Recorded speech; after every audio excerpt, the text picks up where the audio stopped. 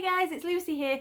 So today I wanted to talk to you about reaching out. Now, reaching out can sometimes be the most difficult thing in the world to do, and often because we feel like we're the only person in the world going through what we're going through at that moment. If we're going through a feeling, if we're going through a situation, we often feel like it's just us and nobody in the world knows how to handle it. Nobody in the world knows what we're going through. But back in September, I had this feeling. I had this feeling like I was all alone and nobody could quite possibly understand what I was going through.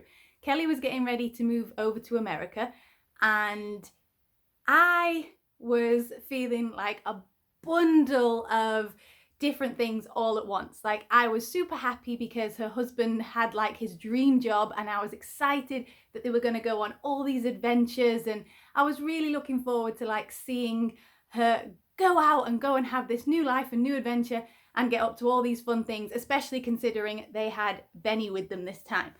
But at the same time, I felt really angry. I was very mad. I didn't want Kelly to go. I was frustrated because there was nothing I could do about it. And I was terrified because I didn't know how I was going to cope without her.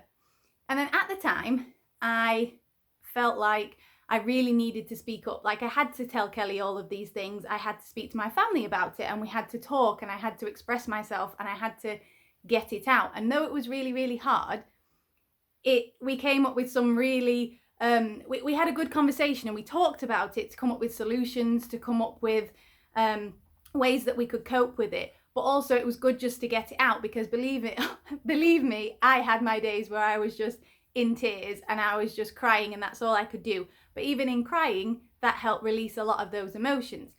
And at the time when I was talking to Kelly, we were talking about the fact that in September, you guys would have been going through loads of big changes too. Some of you would have been starting high school, some of you would have been starting primary school, and all of you would have been going up to new classes, facing new teachers, being in like a new environment, a new classroom, maybe possibly even having new friends. And, you know, with people moving into your class, leaving your class, and like I said, new schools. And I thought, I'm not the only person in the world going through all this. I'm not just the only person in the world going through this big change. You guys are too. So even just thinking that thing, even through taking a second to kind of realize that, hang on a second, I'm not the only one in the world that's going through a big change right now. And I think just reaching out and being able to talk to my sister, and like I said, talk to my family, they were able to make me see that there's a lot of people going through that too, and we're all going to be able to get through it. One of the things Kelly said to me was, if you miss me, ring me. If you miss me, talk to me, you know?